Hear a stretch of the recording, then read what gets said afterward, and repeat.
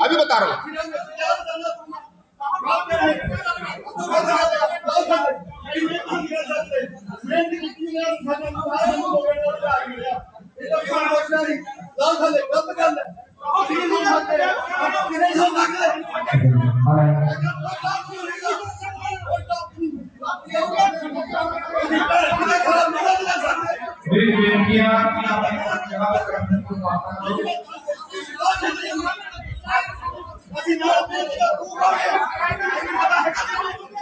मैं आपकी पीड़ा समझ रहा हूं, कोई नहीं। हाँ नहीं, मैं सही बोल रहा हूँ। मैं खुलेआम कह रहा हूं, दलित राजनीति बेलगाम हो गई है। इनके ऊपर लगाम नहीं रहा किसी का, और समस्या वही है कि ये खुद को बचाएं, अपने पैसे को बचाएं, अपने परिवार को बचाएं या तुमको बचाएं। एक नेता बाबा साहब डॉक्टर अम्बेडकर के ब्लड से संबंधित रखते प्रकाश राव अम्बेडकर साहब, जरा पूछिए, क्लियर कर लीजिए कि जब देश के अंदर 100वां स्थापना दिवस आरएसएस का मनाया जा रहा है और वहीं नागपुर में दीक्षा दिवस मनाया जा रहा है, जिसमें 10 लाख से ज्यादा लोगों के शामिल होने की संभावना है नागपुर में, और देश भर में मनाया जा रहा है, तो हमारे बाबा साहब के पोते प्रकाश राव अम्बेडकर साहब कहाँ हैं? तो आपको पता चलेगा कि वो वही हैं, बुर्का पहन करके, मुंह पे नकाब बांध करके, वो भी हिंदू धर्म को मजबूत करने में लगे। जिस चिराग पासवान के बाद में बिहार में देख लीजिए तो जगत राम मांझी साहब, वो भी खुलेआम हिंदू धर्म की पालकी ढो रहे हैं। तीसरे रामदास अठावले साहब भारत सरकार में मिनिस्टर हैं, सोशल जस्टिस कर रहे हैं।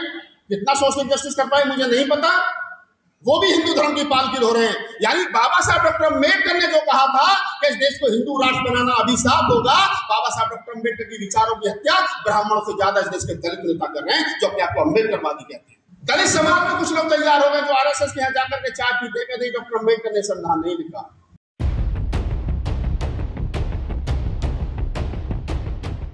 बहुत बहुत आभार। मैं जितने साथी लोग सुनना चाहते हैं उनसे अपील है वो सुन लें, और रीतू जो मेरी छोटी बहन भी है और आंदोलन की साथी है, उसके साथ जितने लोग फोटो खिंचवा रहे हैं उनसे अपील है कि बाद में खिंचवा लें। बैठ जाए सब लोग तो थोड़ा अच्छा लगेगा मुझे भी, क्योंकि मैं लगभग 4000 किलोमीटर की यात्रा करके तुम लोगों के पास पहुंचा हूं। नागपुर से आ रहा हूं, दिल्ली से नागपुर, नागपुर से यहाँ। डॉक्टर साहब और हमारे वकील साहब साथी तमाम लोगों की इच्छा थी कि मैं आऊं, तो मैंने कोशिश की है कि मैं पहुंचूं। नहीं, रीतू हमारी लाडली बहन भी, एक बार रीतू के, मैं तो सोच रहा था कि लोग राजनीति में जाकर के थोड़े उनके तेवर ठंडे हो जाते हैं, लेकिन रीतू के तेवर जैसे दिल्ली में थे वैसे यहाँ एक बार रीतू के लिए जोरदार ताली बजाते हैं। चलिए मैं शुरू करूं उससे पहले तमाम बुद्ध से लेकर के और अंबेडकर तक बहुजन समाज में जन्मे तमाम हमारे महापुरुष जिन्होंने समता, बंधुता, न्याय की बात की, उनको नमन। और खास तौर से चूंकि आज का जो दिन है वो कई मायनों में महत्वपूर्ण है, और आज के दिन सम्राट अशोक से लेकर के बाबा साहेब डॉक्टर BR अम्बेडकर तक और उसके बाद में होने वाली तमाम धर्म दीक्षाओं का इतिहास रहा है।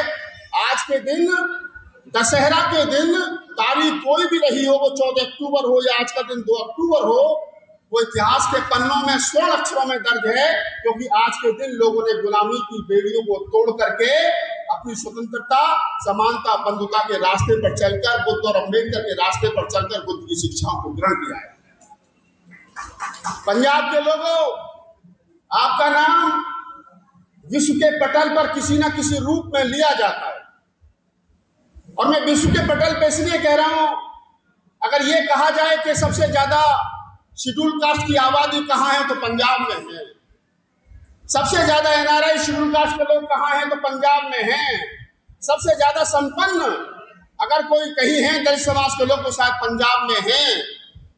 और आप इस पंजाब को, जो 5 नदियों के नाम से पंजाब कहा जाता है, मैं कह रहा हूं कि आज के बाद इस पंजाब को पंचशील के नाम से पंजाब कहा जाएगा, ऐसा मेरा विश्वास है। पंचशील के नाम से इसलिए कहा जाएगा क्योंकि जो पंचशील बुद्ध ने एक अच्छा मानव बनने के लिए दिए, वो 5 शील इंसान को इंसान बनाते हैं।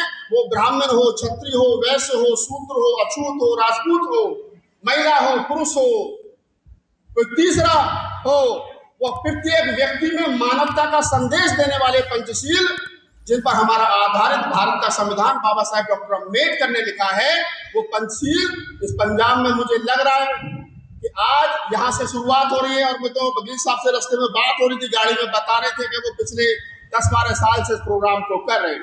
तो मेरा विशेष रूप से साधुवाद तमाम आयोजक मंडल, उनके साथियों को, डॉक्टर राहुल हमारे साथी और तमाम वो लोग जिनके अथक प्रयासों से ये प्रोग्राम सफल हो पा रहा है। और चूंकि मैं अंतिम वक्ता के रूप में हूँ, तो मैं चाह रहा हूँ कि कुछ एक ऐसी बात आप लोगों के साथ कर ली जाए कि मेरे जाने के बाद में आप कहें कि राहुल नागपाल दिल्ली से चल करके आया था, कुछ एक ऐसी बात बता करके गया जो हमारे काम आएंगी, इस आंदोलन के काम आएंगी, धर्म के काम आएंगी, ताकि वो बात आप गली मोहल्ले कूचे में जाकर के बता सकें, कह सकें और ये बता सकें कि ये काम हमको यहाँ से आगे करना है। अब मैं अपनी असली बात पर आता हूँ। आखिरकार आजादी के 78 साल के बाद में ऐसी क्या कमी हो गई, कहाँ कमी हो गई है कि इस देश का दलित समाज आर्थिक रूप से पिछड़ रहा है, धार्मिक रूप से पिछड़ रहा है, राजनीतिक रूप से पिछड़ रहा है, सामाजिक रूप से पिछड़ रहा है। मैं आपको हुक्मरान बनाने के सपने नहीं दिखाऊंगा। मैं आपसे नहीं कहूंगा कि इस भारत को बौद्ध में कर दो। मैं नहीं कहूंगा कि आप एक ही दिन में क्रांति कर दो। मुझे पता है ये बीमारी हजारों साल की है, तो कटने में भी समय लगेगा, लेकिन 78 साल में जितनी कटनी चाहिए थी उतनी नहीं कटी। हमारा फेलियर क्या है, मैं फेलियर पर बात करूंगा। जब हमारे पास में डॉक्टर अम्बेडकर, फूले, कबीर, नानक, रैदास, साहू जैसे हमारे मार्गदाता हैं, अगर हम फेल हुए हैं तो मुझे मैं बताना चाहता हूं, मैं समझाना चाहता हूं कि अगर हमें कहीं लग रहा है कि हम 2025 में असहाय महसूस कर रहे हैं, तो हमें कहां जाना चाहिए। मैं आपसे आपके ऊपर एक सवाल छोड़ देता हूं, कहां जाना चाहिए, किसके पास जाना चाहिए। तो मुझे लगता है कि हमें लौट करके फिर डॉक्टर अम्बेडकर के पास जाना चाहिए। हमें लौट करके डॉक्टर अम्बेडकर के पास जाना चाहिए और समझना चाहिए कि आखिरकार बाबा साहब डॉक्टर अम्बेडकर के जाने के बाद ऐसी कहां गलती हो गई, ऐसी क्या गलती हो गई कि बाबा साहब डॉक्टर अम्बेडकर का धार्मिक आंदोलन, राजनीतिक आंदोलन, सामाजिक आंदोलन, आर्थिक मुक्ति का आंदोलन जहां होना चाहिए था वहां नहीं है। ये कहां कमी है? हमारी कमी है, नेताओं की कमी है, या किसी अन्य आदमी की कमी है? मैं आपको लेकर चलता हूं थोड़ा सा बाबा साहब डॉक्टर अम्बेडकर के पास। आजकल तो मैं देखता हूं सोशल मीडिया पर के कुछ लोग ऐसे आ गए हैं कि वो लोग कहते हैं कि डॉक्टर अम्बेडकर ने तो भारत का संविधान ही नहीं लिखा। एक स्वामी स्वरूपानंद आ गया है, एक अभी कल परसों को जगत गुरु दिव्यांग ने जिस प्रकार की स्टेटमेंट दी, कोई नहीं बोल रहा है देश में। वहां पर भी मुझे और ऋतु जैसे लोगों को बोलना पड़ता है, रतनलाल को बोलना पड़ता है, टीवी पर हम लोग बोल रहे हैं, लेकिन दुख के साथ कहना पड़ रहा है जो राजनीतिक दल हमारी वोट लेकर के प्रधानमंत्री और मुख्यमंत्री बनना चाहते हैं वो नहीं बोल रहे हैं। ये दुख का विषय है कि जिनको बोलना चाहिए था, जिनके कंधों पर जिम्मेदारियां थी, जिनको हमने अपना सब कुछ सौंप दिया, पैसा दे दिया, मकान दुकान दे दिए, सब कुछ दे दिया, बेच करके दे दिया, वो हजारों करोड़ के मालिक हो गए, लेकिन वो नहीं बोल रहे। आखिरकार ये ताकत इन मनुवादियों के पास आई कहां से? और अब तो हमारे भी कुछ लोग तैयार हो गए, दलित समाज में कुछ लोग तैयार हो गए जो आरएसएस के यहाँ जाकर के चाय पीते कहते डॉक्टर अम्बेडकर ने संविधान नहीं लिखा। तो मैंने सोचा कि पंजाब की धरती से जवाब दिया जाए। बाबा साहब डॉक्टर अम्बेडकर वॉल्यूम 40, बाबा साहब डॉक्टर अम्बेडकर ने जो भारत सरकार छाप करके 40 किताबें बाबा साहब की बेचती है, उसमें वॉल्यूम 40 और पेज नंबर 361 से लेकर के 363 तक जाकर के पढ़ लेना। बाबा साहब डॉक्टर अम्बेडकर बुद्धिस्ट काउंसिलिंग में रोम में भाषण दे रहे हैं, और बाबा साहब डॉक्टर अम्बेडकर क्या कह रहे हैं उस भाषण में? बाबा साहब डॉक्टर अम्बेडकर कह रहे हैं उस भाषण में कि मैंने भारत का संविधान लिखा है। ये मैं नहीं कह रहा हूं, ये राहुल नागपाल, ऋतु या रतनलाल नहीं कह रहे हैं, ये बाबा साहब डॉक्टर अम्बेडकर कह रहे हैं कि मैंने भारत का संविधान लिखा है और मैंने भारत के संविधान में बुद्धा से संबंधित वो सारी चीजें रखी हैं जो बुद्ध से रिलेटेड हैं। मैंने राष्ट्रपति के सर के ऊपर बुद्ध की मूर्ति की स्थापना की है, तो नोट पर अशोक के धम्म चक्र की स्थापना की है। मैंने बुद्ध से संबंधित, अशोक से संबंधित तो सारे सिंबल भारत के संविधान में, भारत के लोकतंत्र में, जमहूरियत में स्थापित किए हैं, जो जरूरी है। क्यों? क्योंकि मैं भारत के संविधान का निर्माता हूं। ये डॉक्टर अंबेडकर रंगून के भाषण में कह रहे हैं, वॉल्यूम नंबर 40 पेज नंबर 361 से 363 पर जाकर के पढ़ लेना। वो बाबा साहब डॉक्टर अंबेडकर जो हर सवाल का जवाब देते थे। बाबा साहब डॉक्टर अंबेडकर के खिलाफ, बाबा साहब के दरमियान, बाबा साहब के समकालीन जितने अखबार निकलते थे, चाहे केसरी था, चाहे द हिंदू था, उनमें मनुवादी या गांधी से जो गांधी के संपर्क में लोग थे, वो जो सवाल खड़ा करते थे, बाबा साहब बिना बताए, बिना पूछे उन सवालों का जवाब देते थे। ये है अम्बेडकर बात। आज के नेता से सवाल करिए, आपको पार्टी से बाहर निकाल देगा, संगठन से बाहर निकाल देगा। ये डेमोक्रेसी नहीं है, ये लोकतंत्र नहीं है, ये हिटलर शाही है। बाबा साहब डॉक्टर अम्बेडकर जो पूरी जिंदगी, अच्छा एक बात बताइए मुझे, बाबा साहब डॉक्टर अम्बेडकर की लड़ाई किससे थी? किससे थी बाबा साहब डॉक्टर अम्बेडकर की लड़ाई? अगर एक लाइन में समझा जाए तो बाबा साहब डॉक्टर अम्बेडकर की लड़ाई थी इस देश में हिंदूवाद से। किससे थी? हिंदूवादी ताकतों से डॉक्टर अम्बेडकर की लड़ाई थी। और बाबा साहब डॉक्टर अम्बेडकर 1951 और 52 के घोषणा पत्र में जो शेड्यूल कास्ट फेडरेशन की राजनीतिक दल था, जब बाबा साहब डॉक्टर अम्बेडकर पहला आम चुनाव हुआ, और उस पहले आम चुनाव का जो घोषणा पत्र है उसमें पॉइंट नंबर 43 और 45 पर लिखते हैं कि हम मर जाएंगे लेकिन किसी भी सूरत में आरएसएस और हिंदू महासभा जैसे प्रतिक्रियावादी संगठनों के साथ समझौता नहीं करेंगे। ये बाबा साहब डॉक्टर अम्बेडकर ने एक लाइन में कह दिया। वही बाबा साहब डॉक्टर अम्बेडकर हिंदू धर्म छोड़कर के बौद्ध धर्म अपनाते वक्त आपको 22 प्रतिज्ञाएं देते हैं। क्यों देते हैं 22 प्रतिज्ञा? बाबा साहब चाहते तो सीधा सीधा धर्म दे देते आपको, लेकिन बाबा साहब डॉक्टर अम्बेडकर ने आपको 22 प्रतिज्ञा दी।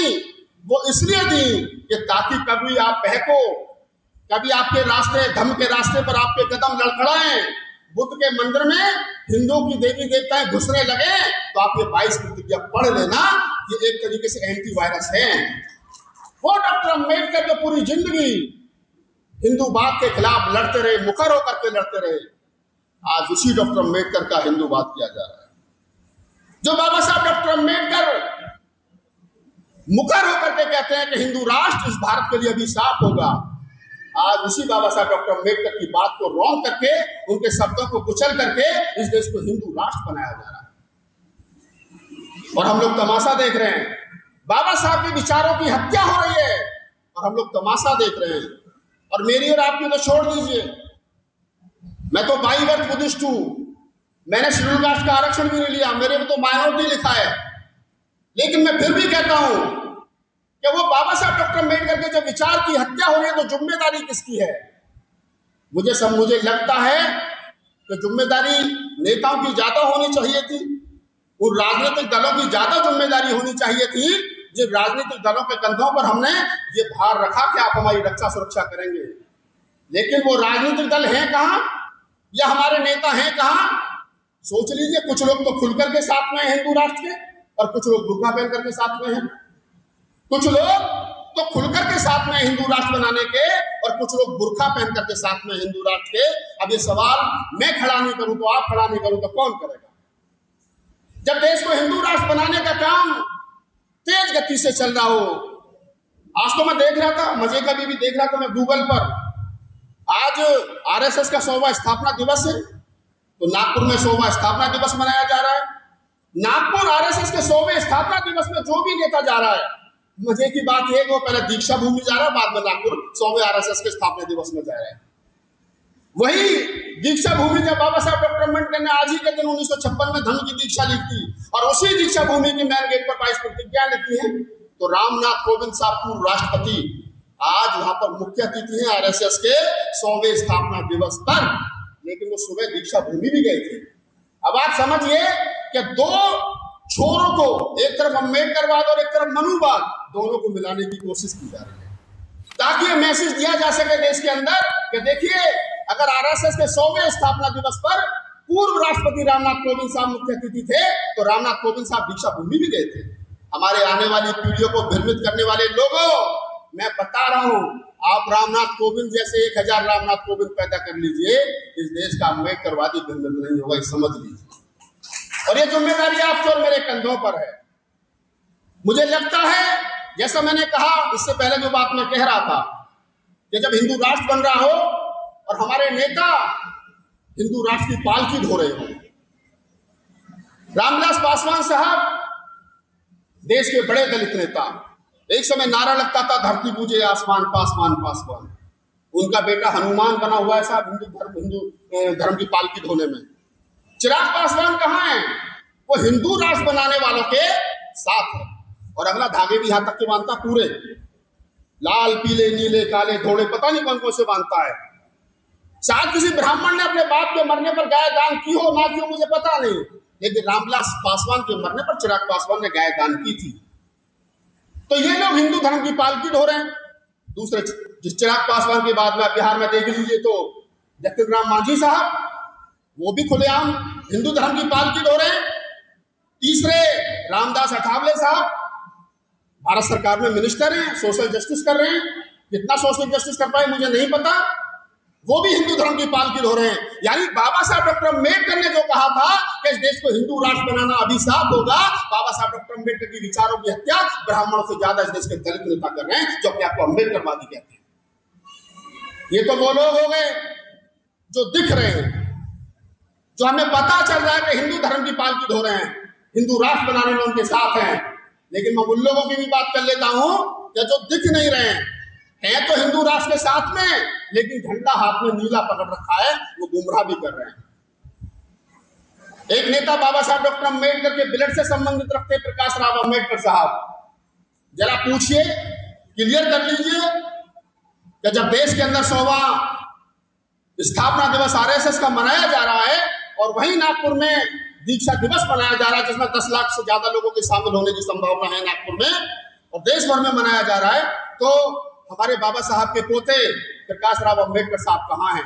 तो आपको पता चलेगा कि वो वही हैं, बुर्का पहन करके, मुंह पे नकाब बांध करके, वो भी हिंदू धर्म को मजबूत करने में लगे। और तो और ऋतु बैठी है, बुरा लग जाएगा शायद इसको, ये जिस राजनीतिक दल में काम कर रही है हमारी छोटी बहन, मैं उसमें 3 महीने काम करके आया हूँ बहुजन समाज पार्टी में, और 3 महीने के बाद में मैंने वो छोड़ दिया, क्योंकि मुझे लगा कि जो मैं कहना और करना चाहता हूँ वो यह संभव नहीं है।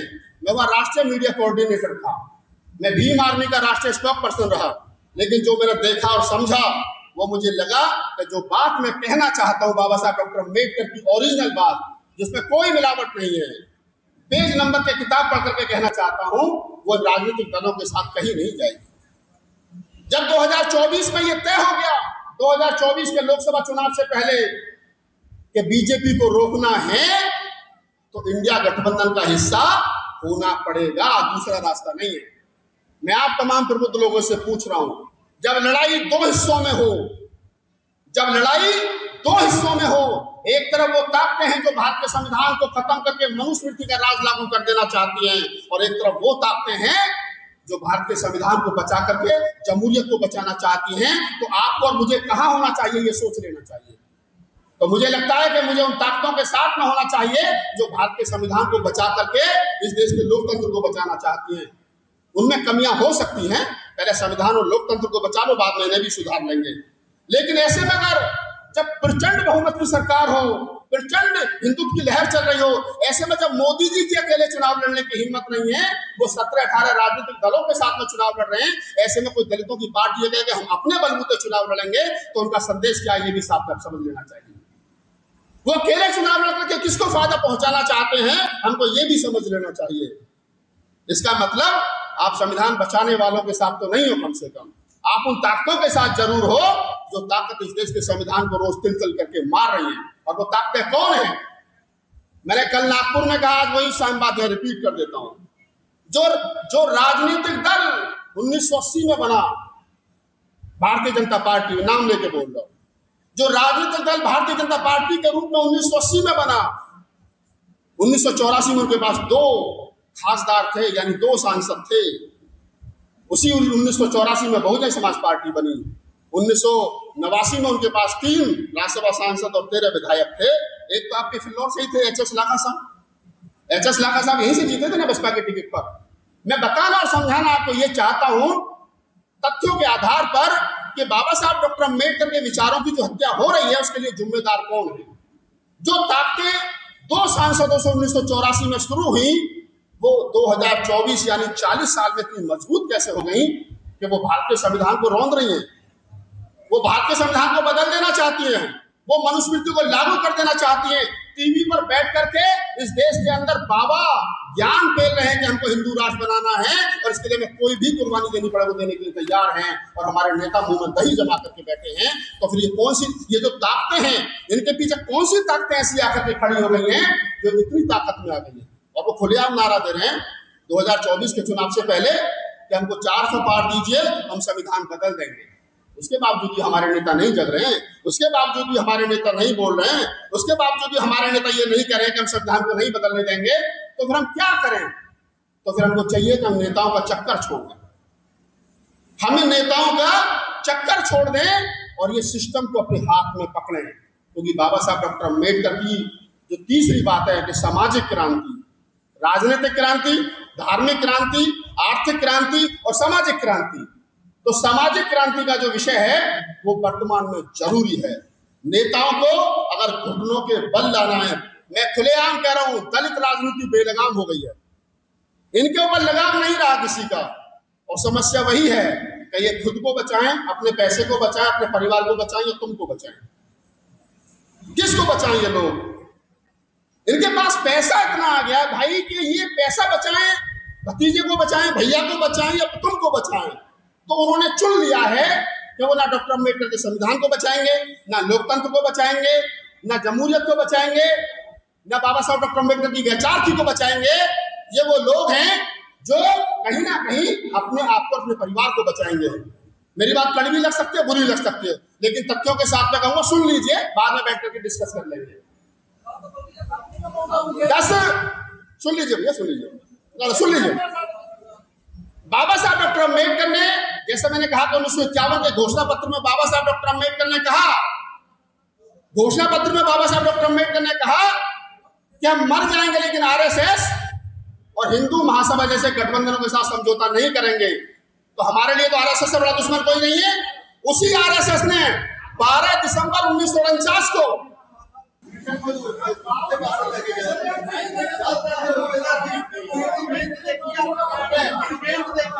अभी बता रहा हूं,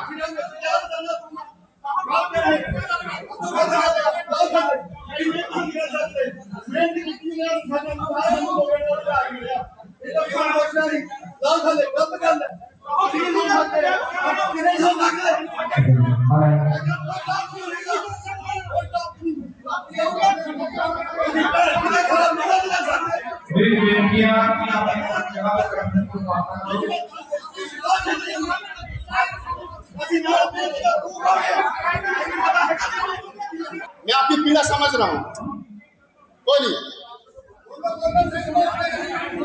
नहीं, मैं सही बोल रहा हूं। मैं तो 3 घंटे बोलता रहूंगा, मुझे कोई दिक्कत नहीं है।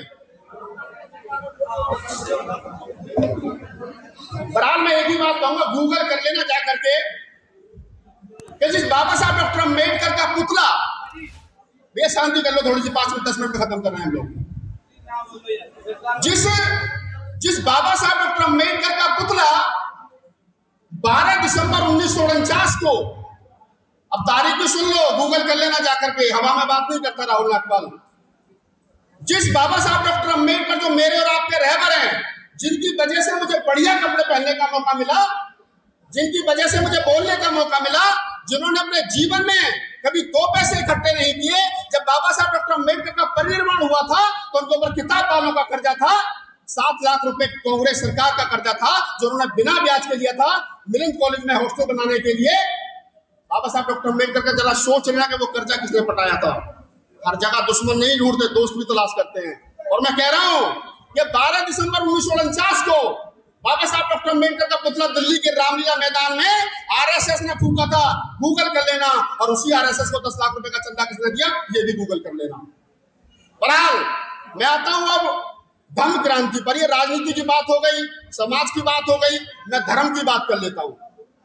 आखिरकार बाबा साहब डॉक्टर अम्बेडकर ने बौद्ध धर्म ही क्यों चुना? आखिरकार बाबा साहेब डॉक्टर अम्बेडकर ने बौद्ध धर्म ही क्यों चुना? वो तो कबीरपंथी थे, कबीरपंथ में उनका जन्म हुआ, पूरी फैमिली कबीरपंथी थी। वो चाहते तो कबीरपंथ को आगे बढ़ा सकते थे, वो चाहते तो रविदास पंथ को आगे बढ़ा सकते थे, वो चाहते तो हिंदू धर्म में जैसे सुधार करने की बात उन्होंने कही थी, और भी 4-6 साल लगे रहते। लेकिन बाबा साहब डॉक्टर अम्बेडकर ने बौद्ध धर्म इसलिए चुना क्योंकि वो चाहते थे कि अगर देश के अंदर जो दलित समाज, जो अछूत समाज, जो अल्पसंख्यक समाज हिंदू धर्म छोड़ करके या किसी भी पंथ को छोड़ करके बौद्ध धर्म की शरण में आएगा, अगर उसका शोषण अत्याचार होगा, तो जापान, थाईलैंड, कोरिया, उत्तर कोरिया, दक्षिण कोरिया, श्रीलंका जो बुद्धिस्ट कंट्री है वो आपके साथ खड़ी होगी कि भारत में बौद्धों का शोषण अत्याचार सहा नहीं जाएगा। बाबा साहब की सोच इंटरनेशनल सोच थी, इसलिए बाबा साहब डॉक्टर अम्बेडकर ने भारत के बौद्ध धर्म को अपनाया। और उसमें भी खास तौर से बाबा साहब डॉक्टर अम्बेडकर ने कौन सा बौद्ध धर्म अपनाया, ये भी विचार करने की बात है। हीनयान, महायान, वज्रयान, तंत्रयान, बुद्धयान, ये 5 यान और उन 5 यानों के 63 निकाय बाबा साहब डॉक्टर अम्बेडकर ने सीधा सीधा बुद्धयान अपनाया, जो वैज्ञानिक कसौटी पर खरा उतरता है, जो वैज्ञानिक कसौटी पर खरा उतरता है। और उस बुद्धयान को अपना करके थेरावादी परंपरा भारत में देकर के बाबा साहब डॉक्टर अम्बेडकर ने आपको एक तरीके से हजारों वर्ष की धार्मिक गुलामियों से आजाद कर दिया और कह दिया कि आप खुले में सांस लीजिए, आप साफ सुथरे रहिए। और जिन बुरे गंदे कामों के कारण आपसे सवर्ण समाज या ये जो मनुवादी लोग हैं दिक्कत करते हैं, आपसे ये लोग परेशानी करते हैं, आपको अछूत मानते हैं, उन कामों को छोड़ दीजिए ताकि आप बराबरी में आ सके। वैसा हुआ जब बाबा साहब डॉक्टर अम्बेडकर ने ये बात कही कि आप अपने वो पुराने काम छोड़ दीजिए जिससे आपको अछूत समझा जाता है, तो इसी देश के मनुवादियों ने चर्चा डॉक्टर अम्बेडकर के खिलाफ चलाई, केसरी में छपा और कहा कि डॉक्टर अम्बेडकर पागल हो गया है, इस देश के अछूतों को मरे हुए पशु उठाने से रोक रहा है, मरे हुए पशु उठाने से इस देश के अछूतों को खाल से, मांस से, सींग से, चमड़े से, नाखून से एक परिवार को 500 रुपए की इनकम होती है। अगर आप ये मरे हुए पशु उठाना बंद कर दोगे तो आपकी वार्ष की 500 रुपए इनकम बंद हो जाएगी। डॉक्टर अम्बेडकर ने जवाब दिया है, और जवाब जो लोग सुनना और पढ़ना चाहते हैं, बाबा साहब डॉक्टर अम्बेडकर का बौद्ध धर्म 14 अक्टूबर 1956 को अपनाने के बाद में जो 15 अक्टूबर का भाषण है वो पढ़ लेना जाकर के। बाबा साहब डॉक्टर अम्बेडकर ने स्पष्ट रूप से कहा है कि जो सवर्ण समाज के लोग, जो मनुवादी लोग ये कहना चाहते हैं कि मेरे समाज के लोगों का 500 रुपए साल का नुकसान हो जाएगा, मैं खुला चैलेंज कर रहा हूं, ये मरे हुए पशु आप उठाइए, हम आपको 500 रुपए देंगे, हम ये काम नहीं करेंगे। ये बाबा साहब डॉक्टर अम्बेडकर का चैलेंज था। और क्या कहा बाबा साहब डॉक्टर अम्बेडकर ने धर्म के बारे में? बाबा साहब ने कहा कि इस क्या नाम है, बौद्ध धर्म हमारे लिए इसलिए जरूरी है कि समता पर, बंधुता पर, न्याय पर टिका है, और हमारे लिए समता, बंधुता और न्याय बेहद जरूरी है, और हम इसको इसी के आधार पर जीवन को बेहतर बना सकते हैं। ये बाबा साहब डॉक्टर अम्बेडकर ने धर्म के बारे में कहा। तमाम लोग बहुत सारी बातें जो है वो कर सकते हैं, लेकिन मैं अंत में एक ही बात कहूंगा। मैं समझता हूं कि बाबा साहब जो जहां से मैंने बात शुरू की थी कि आजादी के 78 साल के बाद में, मुझे हालांकि ये बात नहीं कहनी चाहिए, लेकिन पंजाब में खड़ा हूं तो एक लाइन बोल देता हूं, लोगों को थोड़ा हो सकता है फिर गुस्सा से आ जाए, लेकिन बोल देता हूं कि जो लोग ये कहते थे कि उत्तर प्रदेश में चावल खाने वाले लोगों ने 4-4 बार सरकार बना दी, पंजाब के लोग नहीं बना पाए, पंजाब के लोगों को सवाल करना चाहिए, उत्तर प्रदेश में एक विधायक पर आप सिमट गए, ये कौन सी राजनीतिक क्रांति है? सवाल करना पंजाब के लोग को आपको बोल बता रहा हूं। और अंत में अपनी बात को खत्म करते हुए एक बात कहता हूं कि राजनीतिक लोगों के साथ रहिए, जिन लोगों को राजनीति करनी है। मुझे एमपी एमएलए नहीं बनना, मुझे बनना होता तो मैं दिल्ली में मिनिस्टर होता, लेकिन मैं कह रहा हूं कि राजनीतिक लोगों के भरोसे मत रहिए। इनके पेट भर गए, इनके पास बहुत पैसा है, अगर कोई पैसा मांगने आए तो उससे पूछना करेगा क्या। और ये खासतौर से बाम सेट के जो लोग घूम रहे हैं ना, मैं नाम लेके बोल रहा हूँ, इनसे पूछना कि 40 साल में बाम सेट की उपलब्धि क्या है, कितने बच्चों की फीस भरी, कौन सा हॉस्टल चलाया, कितने बच्चे विदेश पढ़ने के लिए भेजे, कौन सा कोचिंग सेंटर खोला, कौन सा प्राइमरी स्कूल खोला, क्या करा बाबा साहब डॉक्टर अम्बेडकर? शिक्षा के क्षेत्र में इतना करके उन्होंने औरंगाबाद में मिलन कॉलेज बनाया, उन्होंने और यूनिवर्सिटी बनाई, उन्होंने शिक्षा के क्षेत्र में इतना काम किया। तुमने शिक्षा के क्षेत्र में कितना काम किया है? अरे हमारे जैसे अतने से आदमी, राहुल नागपाल क्राउड फंडिंग करके 2 बच्चों को विदेश पढ़ने के लिए भेज देता, रतन लाल हम लोग भेज देते हैं कि लाओ 100-100, 200 रुपए दो, इस बच्चे को 40 लाख दे रहे हैं, और हमने भेजे हैं बच्चे और आगे भी भेजेंगे। लेकिन इनसे पूछना कि तुमने क्या किया है, सवाल करना सीखो। रीतू कह रही थी ना कि सवाल करना सीखो, और लोकतंत्र में सवाल होना चाहिए, वो मेरा बाप हो या बाप का बाप हो। ये नहीं, ये अंधभक्ति और ये मनुष्य व्यक्ति लोकतंत्र की हत्यारण है, आप इसको समझिए। अंत में मैं यही कहूंगा आप लोगों से कि आपका प्रोग्राम बहुत सुंदर और सार्थक रहा। मेरी बात कुछ लोगों को हो सकता है बुरी लगी हो, उसके लिए मैं क्षमा प्रार्थी बिल्कुल नहीं हूँ, मैं कोई माफी नहीं मांग रहा हूँ उसके लिए। और मैं इसलिए कह रहा हूँ कि मैं क्यों अपनी तरह जीने का अंदाज छोड़ दें, बचा ही क्या इस अंदाज के सिवा। और एक बात बोल देता हूँ अंत में, मेरा शेर है कि लहजे में बदजुबानी, मैं तो मेहमान हूं तुम्हारा, पंजाब वालों दोबारा बुलाओगे तो आऊंगा, नहीं तो नहीं आऊंगा। नागपुर से आया हूं चल करके, वकील साहब ने कहा कि भाई साहब आना पड़ेगा। और तलख बोलता हूं, किसी का गुलाम नहीं, किसी का दिया नहीं खाता, लोग बुलाते तो आने जाने का टिकट बेचते, बत्ता बेचते। कहता हूं कि लहजे में बदजुबानी, चेहरे पर नकाब लिए फिरते हैं, जिनके खुद के बही खाते बिगड़े वो राहुल का हिसाब लिए फिरते हैं। धन्यवाद, जय भीम, नमो बुद्धाय, सत साहिब।